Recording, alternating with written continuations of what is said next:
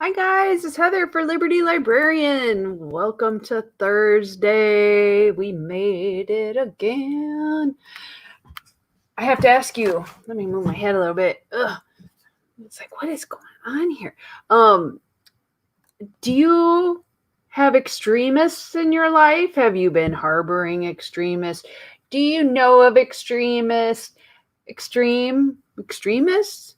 That seems to be the theme of today. And we're going to talk a little bit about it because the hell, it's been a really odd day on social media where Facebook decided all of a sudden to send a random message to everyone in the world, pretty much about extremism and the dangers. So I myself, I'm not afraid, but I think it'll be something that we have to make fun of and talk about a little bit because the thought police are out there, and you know how I hate that. So we're going to talk a little bit about that today.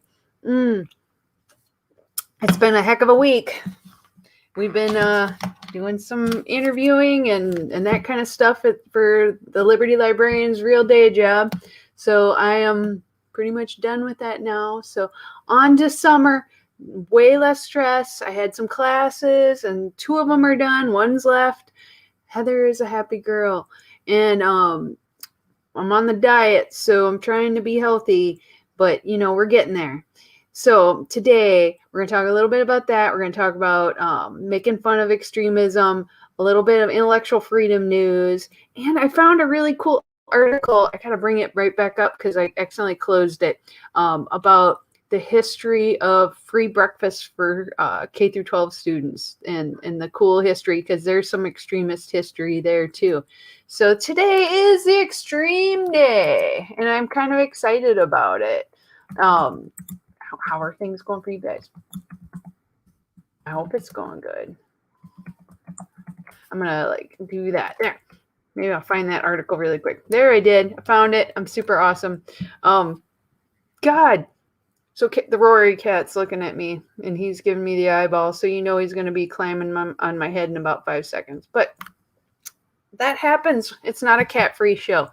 So I'm glad to see you. I'm glad that things are going well, but we're going to get right into this. I'm going to share. Did you get the message? Did you get the thing?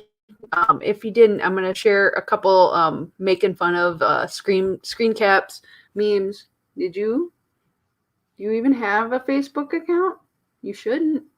I don't know. He has computer access? Maybe. Okay, so we're going to look at that real quick. Extreme. Let's see if I can find it. There we go. We're going to just present. There. It should say something like, you have been exposed to harmful extremist content recently.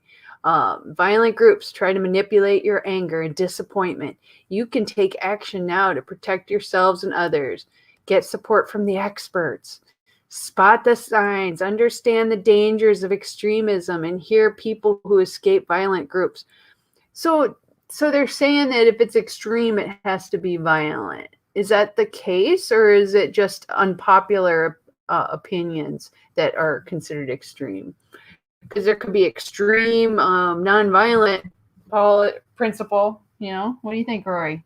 Nonviolent? He goes, look at my butt. This is extreme. Oh no, I'm going to get banned. So that's one of them. Let's look at another. Are you concerned that someone you know is becoming an extremist? It reminds me so much of communists. Is there someone in your town that's a commie? Turn them in. And it's like, we care about preventing extremism on Facebook. Others in your situation have received confidential support. Oh, and I didn't even mention in the last one, this person put the picture of the IRS. It is harmful content when you get anything from the IRS. But then this one was that someone you know is becoming an extremist. Well, of course I know him. He's me. And a lot of my libertarian friends have totally gone, is it about me? Are you targeting me? It's like, we got it. And I was writing to my best friend Kara about food, and all of a sudden it popped up, and I'm like, is Kara an extremist? Or are you warning her about me? What? Are mushrooms extreme? What what the heck? So who knows? And then everyone else on Facebook's getting the message and you don't. What does that mean? Are you the only extremist or are they all the extremists and you're the only normal one? It's really hard to tell. It says, careful, there are extremists on this platform. And then he comes in for the whisper. I am the extremist. Extreme. And I like this. This is a fun one. Only bands, like a play on OnlyFans with like our Facebook god. Mark safe from extremist content today. Oh goodness. And of course, the meme where the guy comes up to the urinal and he's like, all these urinal spaces come right up next to you. You may have been exposed to harmful extremist content recently. Because it's like you're just minding your own business and all of a sudden that pops up. What the hell does that mean? What does it mean? Or you're on an island. We've been trying to reach you about the harmful extremist content that you may have been recently exposed to.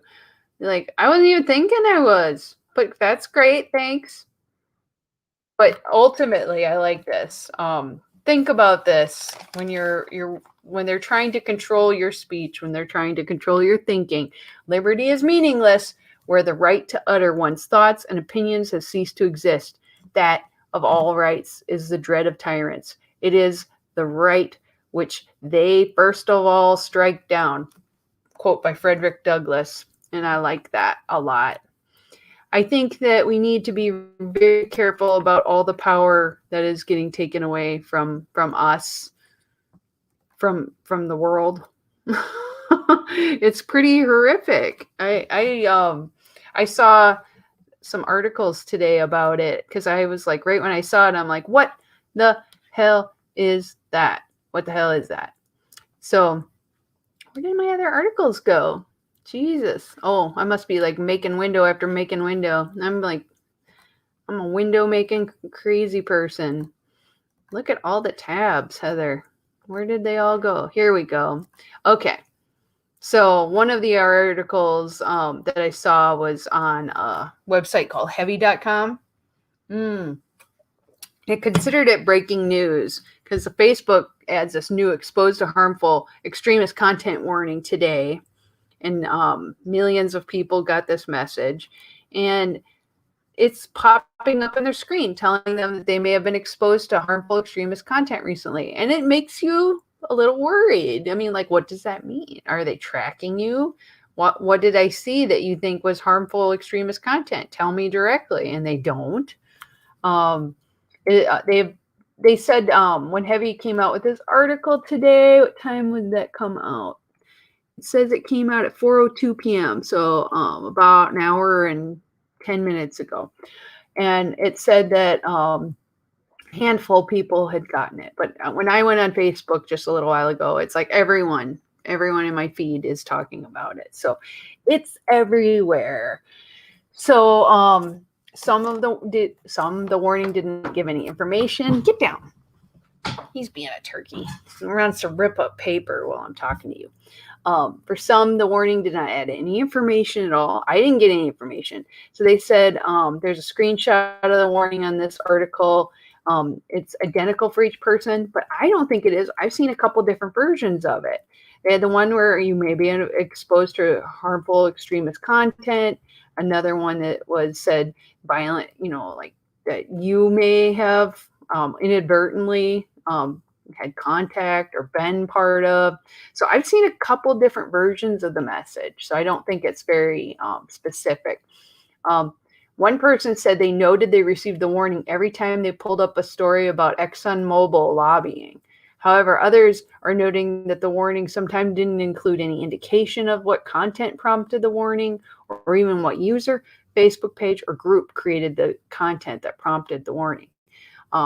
I didn't get it until I started responding to my friend Kara. Does that mean she is a dangerous extremist? I don't know. There is no rhyme or reason to it, right? So the users are noting the warning appears every time they open a Facebook mobile app. So that's where I noticed it too. I noticed it on my phone. So I haven't seen it yet on the desktop. So maybe it's just a phone thing that they're just randomly sending out to everyone. It's still freaking stupid. But the warning is followed by a link. And I clicked the link because I'm like, what the hell is this about? But not everyone can view the link. I saw it. What it said was that you get support from the experts. And I'm like, well, who are the experts? Tell me now. So the heavy.com article said they followed the link, and the link itself is actually not viewable by everyone. The headline appeared, followed by the message, this feature isn't available to everyone right now. If you receive the warning, you can see the full page. So if you're just getting a link from someone else, you might not be able to open it. It includes examples of arguments that violent groups use to gain followers, understanding common arguments such as violence is the only way to achieve change, and information on how to keep Facebook a safe place. What do they want? What do they want? Do they want to suppress free information, free thought, free thinking? Or are they simply, trying to protect us from bad people and by just sharing information? I think it's nothing that they should be doing. I don't want content from Facebook. I want content from the people I subscribe to, from the people I like on Facebook. I don't give a shit about what Facebook thinks. Facebook, the only thing I care about is if you are updating something or your service is down or there's a new feature in Facebook that you're like, this is really cool, don't you think? If you're going to be telling me about thought control things, I'd like to opt out of that. I think we should all have the chance to opt out of it. Or everyone should pretty much leave Facebook because it's going to get worse and worse. Another version asks if the user is concerned someone else is becoming an extremist. And that's the one I got when I was talking to Kara, I think. It's like, it's just bad. You might have been exposed to harmful extremist content recently, which is adorable. They're joking that if they haven't received the warning that their friends may be sharing the extremist content, does that mean they're extremists among their friends? It could be. Who knows? But people are commenting on Twitter too, because you see this on Facebook and it's hilarious, but you kind of wonder, what the hell is it about? And it said, one person commented on Twitter, wasn't it Facebook who experimented on their users by showing a portion of them only content that would make them happy and another content that would anger them and figure out which provided more engagement? Does this mean Facebook is the extremist violent group? Could be true. Could be true. So they did once conduct this experiment in 2014, by the way, if you were interested. The Guardian, online magazine, newspaper, reported that Facebook admitted it had done the news feed experiment testing, whether it could affect emotions. So they already are trying to manipulate us. It's proven in the last 10 years, they've done an experiment on us. And they use this to manipulate what was shared on the news feeds of over 689,000 people to see if they could utilize an emotional contagion to help people feel more positive or negative, experimenting on us, the people who use Facebook. So news feeds were filtered to reduce exposure to positive content or to reduce exposure to negative content. The study found that emotions expressed by your friends via online social networks influence our moods. Like you get happy stuff from your friends on Facebook, you're happy. If you get shitty news, you're like, I'm sad, okay? But they tell you that you should be worried about the people around you. Maybe they're trying to drum up paranoia and fear and anger. Why would they do that?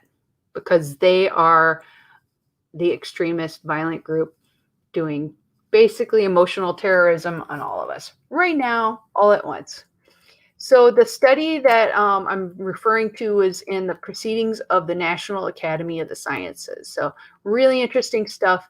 And that was also in 2012, and the users were not notified of it being done.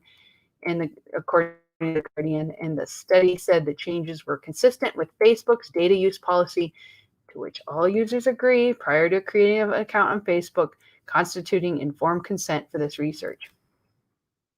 So I signed up for an account way back in the day, but then they send you like, we're updating our things. Don't worry. And you know what? You should worry. You should all worry.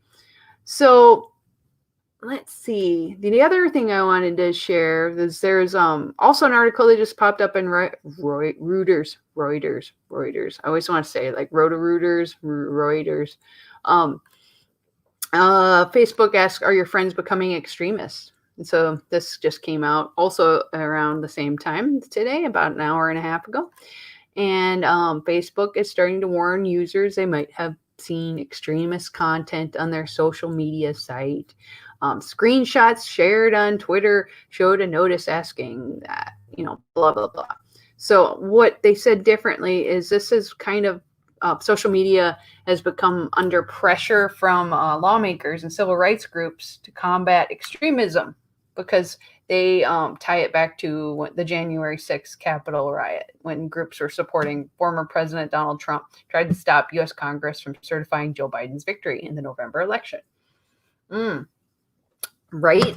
So Facebook did the small test, which is only on its main platform. It was run in the United States as a pilot for global approach to prevent radicalization on the site. So this is a quote from Facebook. They say, "This test is part of our larger work to assess ways to provide resources and support to people on Facebook who may have engaged with or were exposed to extremist content or may know someone who is at risk," said a Facebook spokesperson in an emailed statement, who is unnamed. I don't know why. We are partnering with the NGOs and academic experts in this space and hope to have some more to share in the future. I think that's BS, but whatever. It said the efforts were part of a commitment to the Christchurch Call to Action, a campaign involving major tech platforms to counter violent extremist content online that was launched following a 2019 attack in New Zealand that was live streamed on Facebook. So Facebook is trying to cover their ass with mind control, and they say they're preventing extremists, but it's not going to. It's not going to. Mind control is mind control. So it said in its test, Facebook said that it was identifying both users who may have been exposed to rule-breaking extremist content and users who had previously been the subject of Facebook's enforcement. So the clock is ringing, baby. Things are starting to count down on before. I feel like they're getting ready to do mass cutting of people. If you have extreme viewpoints, do not be surprised if this is the beginning of the end. It just seems like they're tightening their rules against violent and hate groups in the recent years, which we know that they have. But now they're pushing it into territory where it could be medical extremism, it can be environmental extremism, it can be, even extremist in political views. Just because you're not one of the two main parties, you may be considered extreme, even though you may be right as rain, peachy keen, nice person. It doesn't matter. If you are other, you could be perceived as a danger. And how far is that going to go? At what point is extreme just not agreeing with a group, like with a page, like, a network like Facebook? I mean, why can't you have different thoughts? Why can't we talk about things? Why is this something to enforce and enact? So keep an eye on that, because that is one of the most terrifying things I have seen lately. And I hope that we do not, what does this say? Destinations won't get comments. So if you're commenting to me right now, I'm sorry. I see there's some of my Facebook groups and my profile. If you're writing directly on the Heather Biederman, or maybe even on our Freedom Network, Freedom Revolution Network Facebook page, it looks like that is down right now. So I will check it later. But I'm sorry, I see people watching, but I know that there's a few that might be commenting. Yeah, I'm guessing, unless you're my YouTube friend, there's a good chance that my Facebook friends might be having some problems getting to it. So sorry. Keep trying though. We'll get back to you. The one thing I wanted to show you, I'm actually in a class where we talk about a little bit of history of education, and one of my classmates shared this really interesting article in history.com about the free school breakfast programs. And I don't know if you were aware of this. I'm going to share my screen real quick because I think it's a really good story, and I'll share it in the on my Liberty Librarian page too. Where did you go? All I can see is my extreme thing. There we go. So this is a history story in history.com about the free school breakfast program.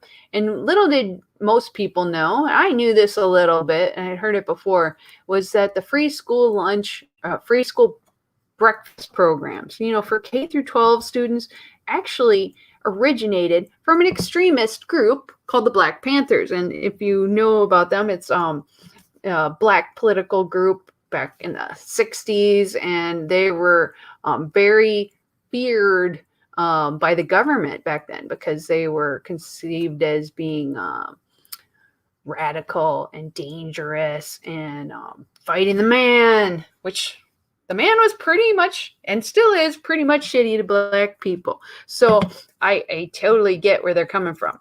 What they did, which was awesome, and what I think all groups, all you extremist groups that are being targeted right now, you need to help do some voluntarism in your communities, because this is the most powerful thing that the Black Panthers ever did to reach the hearts and minds of people in their communities, and why they have so much support back then and they do now.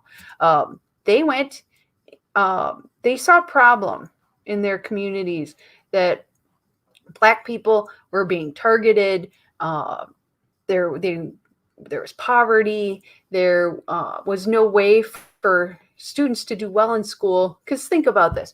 You get up in the morning and your family is poor and you don't have a breakfast. You don't have nothing to eat.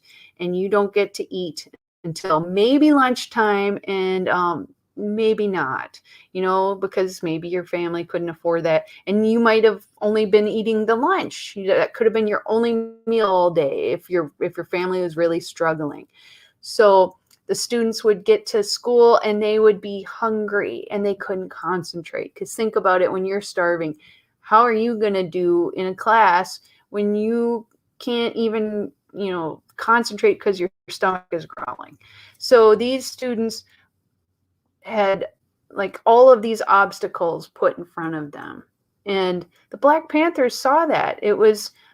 Poverty was one of the great walls that were up against Black people in the 60s, and now it's still going on. But they came up with a solution. And I think things like this, we need to do more of this. We need to find our own solutions and not wait for the government to save us and wait for those checks to come because, things got bad. We need to help each other in our own communities. So what I love about this is 1969, they went in and they talk about, they had a menu of chocolate milk, which I love, eggs, meat, bacon and sausage, cereal, fresh oranges. And these kids got to have breakfast every morning before school because the Black Panther Party there. And then they call, back then they were considered a militant Black nationalist party. They're vilified in the news. They're seen as violent and dangerous people going out and hurting the world because these white people were so scared of them. And they had a commitment to end police brutality and subjugation of Black Americans, which we're still going through today. So you're like, well, how did they make this connection? Because kids eating breakfast seems like not what you'd think that sexy, like Black Panthers are going to be doing. They're going to be fighting the government, fighting the police. But they wanted to reach out to their community instead. So some of these kids, they said in the article, had never eaten breakfast before, ever. So they think that, in the quote said, they think the Panthers are groovy and very nice for doing this for them. And I thought that was super sweet. They wanted to encourage Black people's survival. And I think this is important. You know, one of the best ways to grow a party, like libertarians, by the way, since we have a dumpster fire going on, the best way to grow our party is to reach out to our communities, do good, see where the problems are, help people in your community survive, help small businesses survive, help landlords survive, help people who like are gonna lose everything because they've lost their jobs, they've lost everything because of a pandemic. Help them, and they will remember it. And they, even if they don't join like the libertarians, they will see that the actions that you do are a positive thing. And at least that person will go, you know what? I may not agree with them on a lot of stuff, but those libertarians are nice people, and they helped me out when things were tough, and they did something, right? So the Black Panthers from 1969 to the early 1970s, they did free breakfast for school children program in Oakland area in Southern California. And so there was like tens of thousands of hungry kids fed by this program. And it was a bunch of individuals from this community working to help feed these kids. And it led because the government was really pissed off that this awesome group of Black people figured out how to do it. They kind of stole the idea and made it their own. So it lives today. Huzzah. But it's stolen. They love to tax a great idea. So here's a picture of the awesome Black Panther breakfast program back in Oakland in 1969. Oh, and this is the Philadelphia one. So it spread across the country. It started in Oakland, and then it took off. And it was extremely popular all around the country. And Black Panther Party founders Huey P. Newton and Bobby Seale founded the party in 1966. And their goal was to end police brutality in Oakland, something that still continues into today, and the heart of it with the civil rights movement. Stokely Carmichael began calling for uplift and self-determination of African Americans, and soon Black Power was part of their platform. I just think it's such a beautiful thing. So they organized neighborhood police patrols that took advantage of open carry laws, but over time, its mandate expanded to include social programs too. So, no matter what, if your group that you're part of may have a specific general goal, see how you can tie helping community as part of your major goals. Because I will assure you that you do something positive. Everybody has kids, everybody has families, everybody, is going through a tough time. Why not tie it to a need that is not being met in your community? And on Sweet Subversives not long ago, Kara and I talked to groups that were doing out of garages food shelves and getting things to people who were in need, and not just counting on governments and big major charities to help out, but they were doing voluntarism on a great scale. So I just think that's really cool. School officials immediately reported the results in kids who had the free breakfast before school and how different they were. The school principal, Ruth Beckford, said later they weren't falling asleep in class. They weren't crying with stomach cramps. Can you imagine? These poor freaking kids. So anyway, here's another picture. Bill Whitfield, member of the Black Panther chapter in Kansas City, serving free breakfast. And, for a while when I was young, and it wasn't, I had, my dad lost his job, and for a while, we got the government cheese, and we, had to rely on food shelf. And when I was in school, I had free breakfast and free lunches. And then for a while when we were, he got a job, but it was not like really regular right away. We were on an adjusted, like, less, you pay less for lunches. And it was a godsend, honestly. I'm sure. I mean, when you're a kid, you don't really know what money trouble your parents are going through, but you feel it. The stress is there, and you can't quantify or understand what it is when you're a child, but you feel powerless, and you really are, because you're a kid and you shouldn't have to worry about those things like eating lunch. But it was a good thing. And I was a little embarrassed because, they'll be like, what's that? Why does your lunch ticket look different than mine? And I'm like, it's just a different one. I wouldn't explain it too much, but, kids notice, and some of them are mean and most of them don't give a crap, but it's kind of cool. So food wasn't the only thing that the Black Panther Party did. One of the things I want to mention is they also started things like free medical clinics to community ambulances, legal clinics. So they started doing this back in the 60s and 70s. Why don't we have more of this today? Why is this something that we just lean so hard on the government? Is the government making it so groups that try to do this are like regulated out of it? I think that's a big part of it. But I think that we need to have more. But you always see that they tie the Black Panthers to violence. And I think that was a perception that was because the police were fighting them and they fought back. I mean, if someone attacks you, I feel like you have a right to protect yourself. And there was some murdery police stuff going on, and still is, obviously. So I think what they did was amazing. And I like this quote. I mean, nobody can argue with free grits, a filmmaker, Roger Gunnever Smith, said in the Huey Newton story.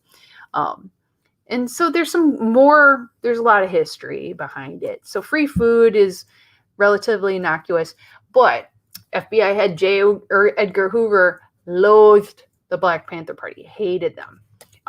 So I'm going to stop sharing. He decided that he was going to declare war against them in 1969. He called the program potentially the greatest threat to efforts by authorities to neutralize the Black Panther Party and destroy what it stands for. And he gave carte blanche to all law enforcement to destroy it. He hated them. And the results were swift and devastating. FBI agents went door to door in cities like Richmond, Virginia, telling parents that Black Panther Party members would teach their children racism. In San Francisco, historian Franziska Meister, parents were told the food was infected with venereal disease. Don't let your kids eat those free breakfast. They'll get sick. It's lies. There's a bunch of lies to make it so these extremists would go away.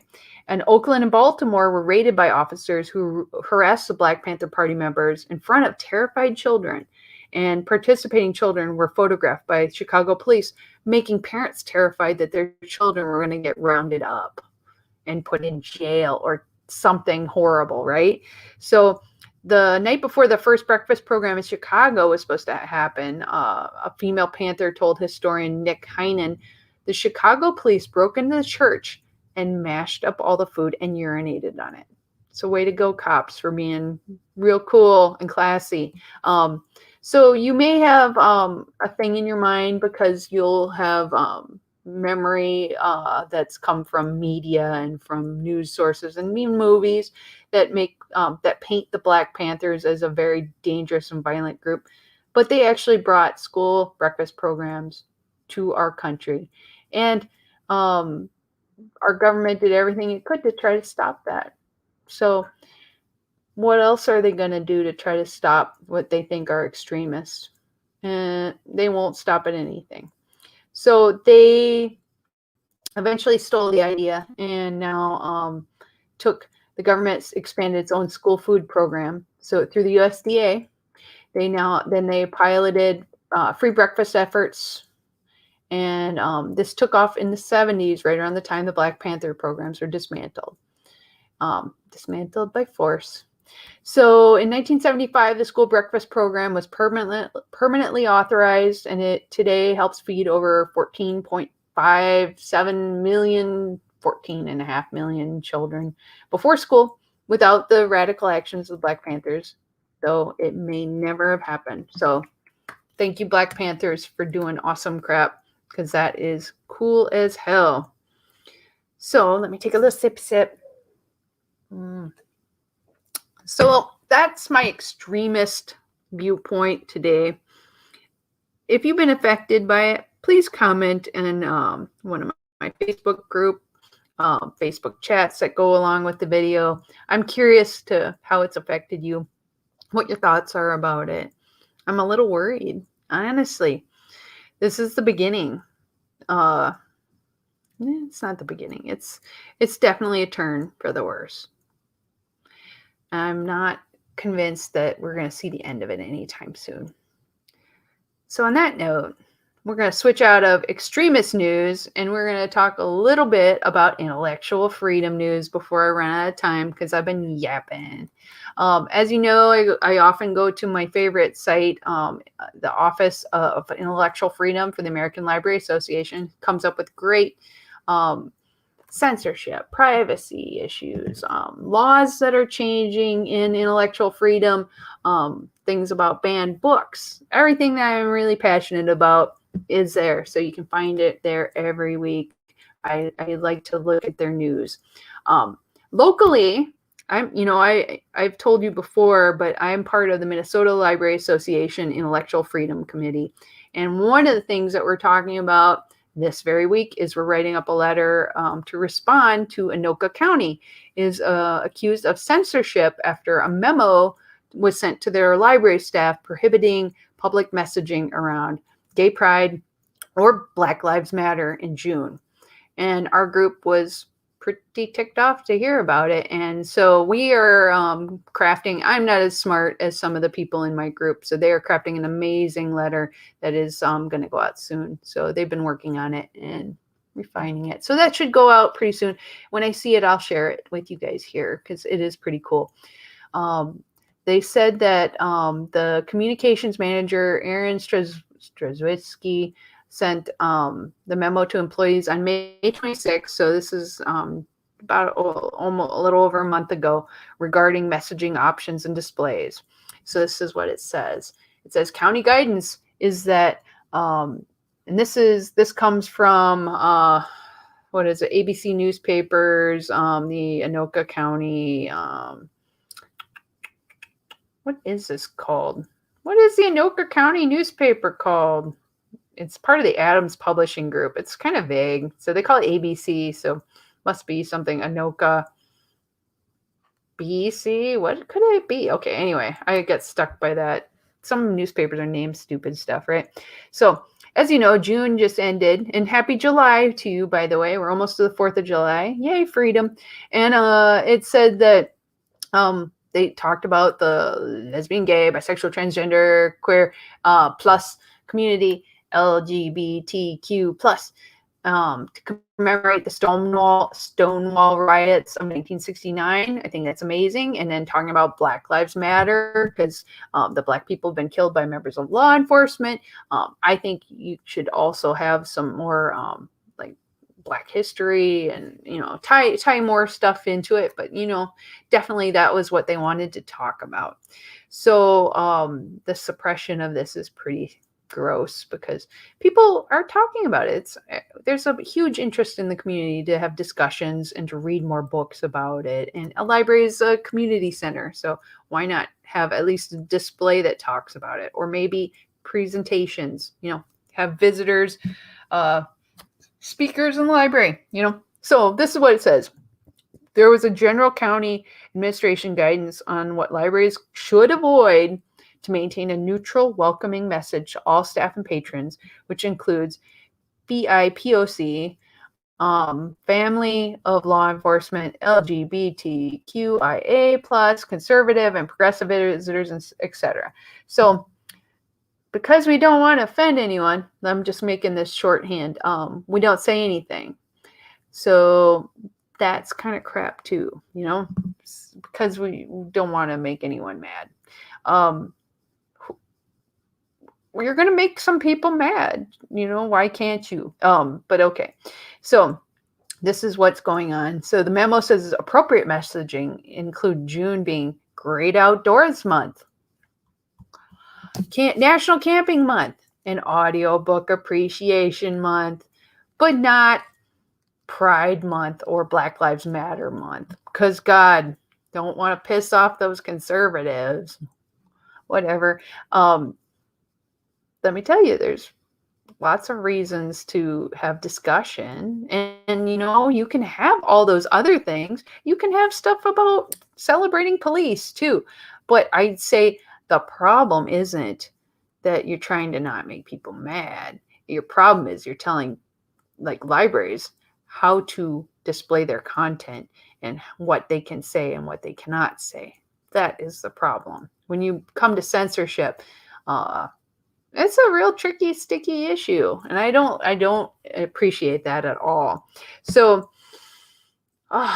a Josiah Cox County Library employee posted the memo to Facebook on June 14th saying the choice to exclude these groups amounts to targeted disenfranchisement. Correct. They are speaking as a resident of Anoka County and not on behalf of the library system, because their library system obviously believes otherwise. As someone who says he is bisexual, said that the community's representation isn't valued by the county he serves. He called the memo anti-library. Libraries shouldn't have censorship. We traditionally try to present all viewpoints, and a good library should. Bad libraries try to censor and control. I think there is not a place for that in a library, and what they did was wrong. So they said that our display spaces have been used to highlight topics that are of interest to our patrons and communities. When I am told I can't make these displays, it's as if I'm not allowed to do an important part of my job. It's very true. So they feel dismissed, and I don't really care what the people who work in the library think, because I work around people in the library and I know what they think, and there's always like differing viewpoints within them. But I care what the community thinks, and I think that we need to promote diversity, and I think we need to promote more than the two groups. I'd say, like, you can't just say the only thing we can talk about is LGBTQ plus and Black communities in June. I'd say just talk about what you will, whatever is of interest to the community. You talk about that. Try to make it like general purpose information, because we have kids and families coming in too. But why limit it so much? I don't know. So they said it was too political and not giving neutrality. So this is the problem, and this is what you're going to see, this whole extremism thing, that people are like, anything makes me feel uncomfortable, I don't like it. You know what? Maybe you need to be more uncomfortable more often, because there's a lot of people who are a lot more uncomfortable in this world than you are, and you get a lot of good things. So they've had this another thing in Anoka County. They said, one of the things is stop Asian hate, and they wanted it to replace the message with I cut myself, diversity is beautiful. And then instead of when George Floyd was murdered in Minneapolis, they had a library with display the message Black stories matter, but not Black lives matter. It's like optics, right? It's a systematic problem. So we're going to keep an eye on it. I'm not going to go off on and on about it, because it's constantly changing. But I think they made a big mistake. And I am sure I have friends that are there, and people in the community in my library community that are working there, and they have my support. I hope that they can come around, and I hope the administration and the city government that works with them, the county government actually, can find a good resolution that can stop censorship. We need less of that. So anyway, that is the big news in my neck of the woods. We'll see. We'll keep an eye on it. I'll share when we get that letter sent in with my Minnesota group, and I will read it here. You will be the first. So that's the end of that. One of the things in technology that I wanted to mention in Ars Technica last week was Ring gave cops free cameras to build and promote a surveillance network. So the Ring door. They have doorbells and keys, and it has little cameras built into it to give you surveillance and what's going on around your house. Um, they gave cops free ones because they want to build a surveillance network. So what happened with that was they wanted to make themselves a crime fighting company. They want to boost sales of these surveillance cameras. So it worked. They worked on a brand ambassador marketing campaign. It's like what they do with not them specifically, but other products. Reach out to influencers on YouTube, like let's show that this product works. So what they're doing is they know cops all talk to each other. And if they could use the product, it would not only build the surveillance network and make it stronger, they have more data in their system, but the cops will talk to other cops and the cops will go, this is great, and they will buy it too. So it's kind of like building a surveillance system and self-marketing it. It's kind of gross, but whatever. They gave 100 LAPD officers free devices or discount codes worth tens of thousands of dollars and maybe more, according to New York Times. So this happened for years. In the early, Amazon owns Ring, by the way, full disclosure. So it gave out, probably hundreds of thousands of dollars worth of these Ring devices to cops so they can use this. So now there's a lawsuit going that public records are requesting that the Ring employees reveal which LAPD officers were encouraged to spread the word about how this doorbell is proven to reduce crime in neighborhoods, giving them freebies and discounts. So they're paying off cops to use this surveillance device and to get people in communities to get them more, like, you're scared of crime? Put a Ring device on your door. And you know what? We work with the cops, so you'll be so safe because you use it, and we'll send them the word. When in actuality, you're allowing the cops to spy on you and not really keep you safe because they'll always have an eye on you. Big Brother does.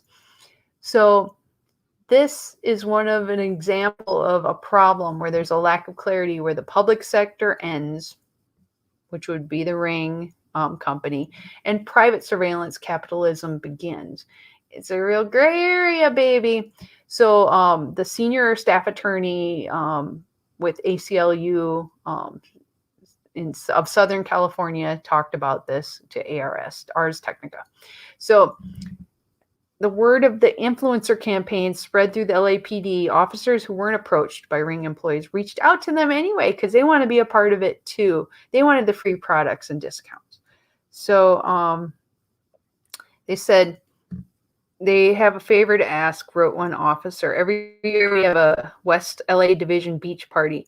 We use our measly station fund to buy some gifts to raffle off as prizes. Without me asking, do you see where I'm going with this email? More importantly, we'd love for you to come and attend. Bring some friends. Our treat. Ring's director of operations replied, we'd be happy to donate a Ring doorbell and perhaps a new solar-powered security sign if that's of interest. So they're kind of buying off the police, and the police are asking for it in a bribe-like way. So another station, separate one, received more than $12,000 in freebies after an officer sent an email containing promotional language that he had first had this director of operations approve. So there's ethics concerns with this, of course, using their position to secure privileges, gifts. They're not supposed to receive gifts, gratuities, favors of any kind, because it looks like it's an attempt to influence their actions with city business. But this is going on. This went on in the LAPD. Where else is it happening, right? So one email exchange shows how officers blurred the lines between advocating for a class of security products like security cameras, which is allowed and sometimes encouraged, but an outright salespeople for brands like Ring. Are they going to have to talk into their cams, at their body cams, and go, and this arrest is brought to you by Ring doorbells, by Amazon, dun, dun, dun, and like and subscribe to my murdery rampage or whatever. It's not funny, but it kind of is sad and true. So Ring has been poaching police chiefs and executives, hiring them, and then using them to peddle the wares. So they are hiring people out of police forces to sell back to police departments. It's not a big jump to know that this is questionable. They say that it reduces burglaries by 55%. Later, the company said no, it didn't. It was over 7 months, not 6. But like the data that's coming out is questionable too, and they're trying to make money. That's it. Is it making people more safe, or just more watched by Big Brother? And I'm saying it's more watched by Big Brother. So, and if they're doing this with police departments, you know they're doing it with our federal government as well, and state governments. So just keep an eye on it, okay?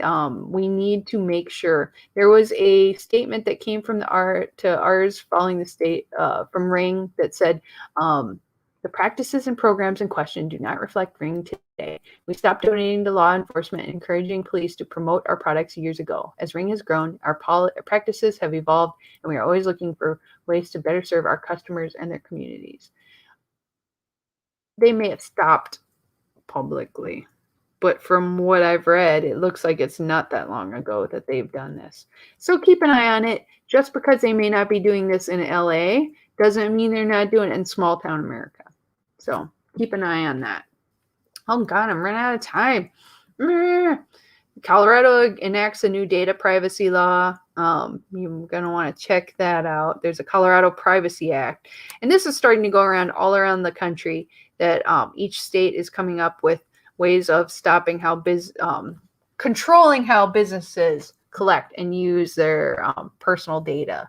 So definitely a good move. I like to see states come up with that, like something that protects your HIPAA, your personal data, cybersecurity, data privacy. So although the CPA, the Colorado Privacy Act, contains some unique obligations compared to other data protection laws recently enacted, like California and Virginia, it contains many common data privacy principles and businesses that have implemented data protection programs to account for other data privacy legislation and should be well positioned to comply with the CPA.